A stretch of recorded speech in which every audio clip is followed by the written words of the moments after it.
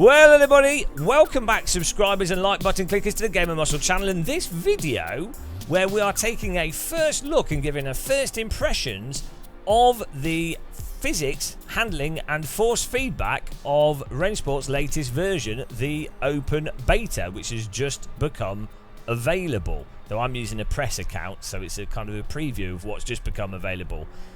In order to talk about the physics, handling, force feedback, we are at the glorious Road Atlanta, one of my favourite racetracks, if not my favourite racetrack, after Brands Hatch, obviously. And we have the Porsche GT3 car.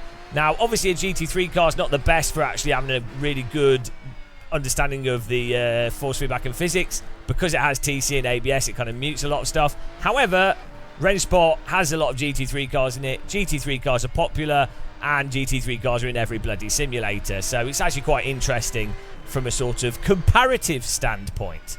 Now, what I think what you guys might want to know is what's changed in Rennsport since the earlier versions, or the closed beta.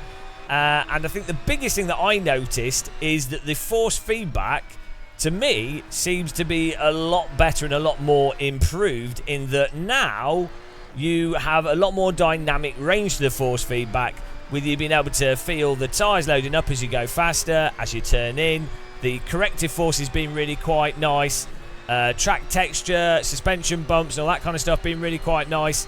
And the propensity for the force feedback to clip being a lot lower. You get a lot more dynamic range before things start to clip, which is really quite nice. It makes it quite easy and approachable to drive.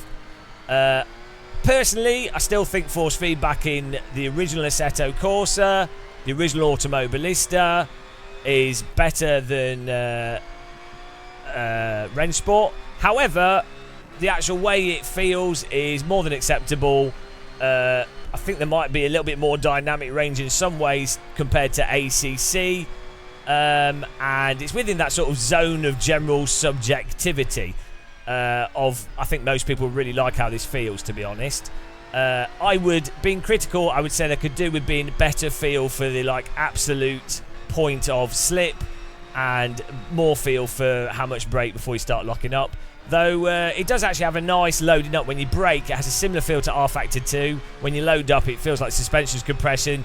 A lot of people confuse that with it being actual brake feel and tyre slip feel, when I think it is literally just the suspension compressing. But it's nice, immersive, and does make you feel like you are braking. So, yeah, I think the force feedback is actually not too bad. That's obviously the most important part of the game. That means that for me, as a force feedback hardcore fan, I can sort of get into it and enjoy how it generally feels. There's still a little bit of graininess to the force feedback, so you might need to put some filtering on your wheel or some interpolation to offset that graininess to make it feel nice and smooth, if that's what you're looking for. But, force feedback out of the way preemptively.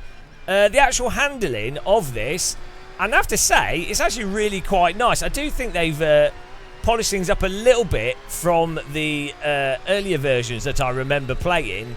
Curbing bumps and the way the curbings affect the car seems to be a bit reduced. It used to have massive launches of the vehicles from the curbing.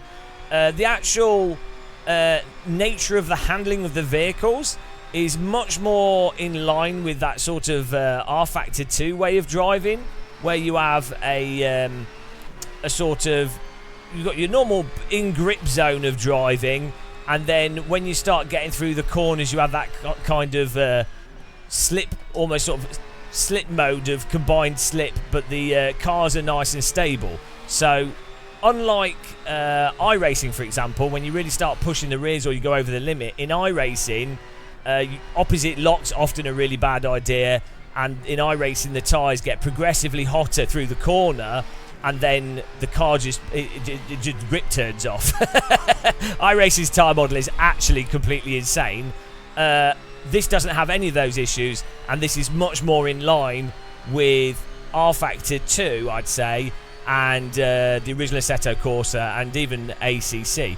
I'd actually say the physics in this, maybe because of the amount of sort of controllable slip there is through the corners, the physics in this are more playful and slidey than ACC, and actually it feels like you can, it's quite satisfying the way that you can actually hold different angles through the corners, much more reminiscent of R-Factor 2, as I say, rather than ACC.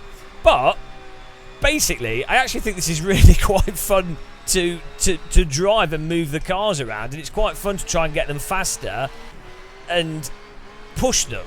You are rewarded for pushing the cars. Now, I'm obviously I'm a sim racing pleb. I'm not that good at sim racing. I think you need to go to actual esports drivers if you want a really in-depth view of the physics in terms of where things really start to break down for the super hardcore sim racer esport pro players, you know, where they get to that level of exploiting things. But I think for the vast majority of sim racers, this is a really fantastic nature of handling. Very approachable, makes sense, car responds to the accelerator nicely, it responds to the brake nicely, and the slides are generally controllable. Crucially as well, actually, compared to Automobilista 2, in AMS2 it feels like they have dialed it down, they keep improving it. In AMS2 the slides are like huge, the amount of controllable slip is huge, and AMS2 also really wants you to really drive with the steering wheel and really push into those slides. It's a faster way of driving. With this, it feels a lot more toned down than, say, AMS2. So I really like that. It actually feels more precise and more pokey than something like AMS2. And that's really nice. He says you go over the crest, the car went into sort of four-wheel combined slip, and then the grip returned on the tyres, and it comes back in a really nice sort of springy way. So, can we bail it out? Bit of... oh, I've cooked the tyres. Yeah, you do have a limit to how much you can push it. You'll notice, though, when we did that big slide, the tyres, you can see the little tyre graphic on the bottom right, the tyres heat up, and then they actually go, like, not nice, but they go sloppy from overheating, right? As you'd expect. Try and like really cook the tyres here. So that sloppiness resumes until the tyres cool back down and come back into the actual optimal, you know, the where you want them to be in terms of temperature. But that behaviour is really nicely done. So they do, if you're pushing a car through the corner, the tyres do start to heat up and they do start to lose a bit of grip, as you'd expect from them heating up. Or if you do a big mistake, it will take a little bit of time for the tyres to cool down, but they actually cool down reasonably quickly and in a way that you would actually expect tyres to do, which is really, really quite nice. And does mean if someone in front of you, if you're racing someone, pushing them hard, if they start, you know, if they're overdriving, it will slow them down in a way that you can then take advantage of. It just makes it the racing more dynamic. Whereas if you have it so that if tyres get warm and they just turn off, well, people are always going to have to always drive under the limit, and there's no choice between overdriving, underdriving, and you know, all those dynamics that arise from that. So when it comes to the handling of this, you can choose quite nicely between how much you're driving from the brake pedal, the steering wheel, and the accelerator. I do think with Rennsport, it does want you to sort of get the weight of the car in, at least with this Porsche, more from the steering than it wants you to drive with the pedals. So in my view, I find that the original Assetto Corsa is very neutral in that regard. Like, you can really choose in AC1 and Automobilista 1, you can really choose, do you want to drive with the weight of the vehicle, do you want to drive with the steering wheel, or do you want to drive it with the brake pedal? You know, you can really choose. They're very equally balanced. With iRacing, in contrast, you basically have to drive with the pedals. You drive with your brake pedal in iRacing.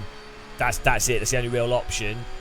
With this, I think it is more wanting you to use the steering to knock things in and unsettle the car, and then you sort of drive with the pedals.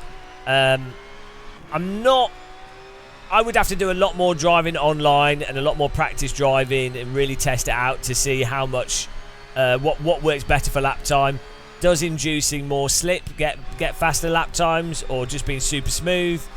And that's, you know, that's going to depend from car to car, but I'd have to put a lot more practice into it to really get an idea of what works best with this. But yeah, I just think it's nice and approachable, and I think they've done a really good job. So, where does the handling stack up at the moment in the game of muscle, nobody cares league table of driving simulators.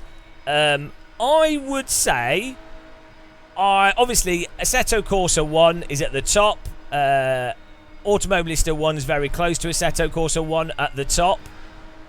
I would say that this is more fun to drive and more natural to drive than iRacing by a billion miles. I would actually say I would rather be driving these handling dynamics and physics than ACC. The way that the car slides and is controllable, and the force feedback, I think, for the tyre dynamics is actually more detailed in this than ACC. But I think I'd probably still put this below R-Factor 2. And I would say this is more pleasurable to drive than Automobilista 2. There's pros and cons to all those simulators, and there's aspects to all those simulators that I quite like. So, I mean, I actually prefer driving iRacing to ACC, though I think ACC, generally speaking, is better than iRacing in many ways. It's less frustrating. So, on the great wall of sim handling, I think this is sort of in that top 3 or 4 sims, really. It's going to be really interesting to see what it's like when we're actually doing races against people online and putting it through its paces and seeing if there's sort of things to exploit or things that dull things down a bit, or how cars respond to more aggressive setups, you know, all those little finer details. But the handling in the open beta is really, really quite promising. So you can check out for yourselves, guys. You need to click the link in the description, and then you can see what you think. You don't even need to listen to stupid, bold sim racing gits that just make everything up. And apparently nobody noticed. Well, some people have noticed, but a lot of people don't notice. If you say something confidently, they think you know what you're talking about. It's weird how the world works.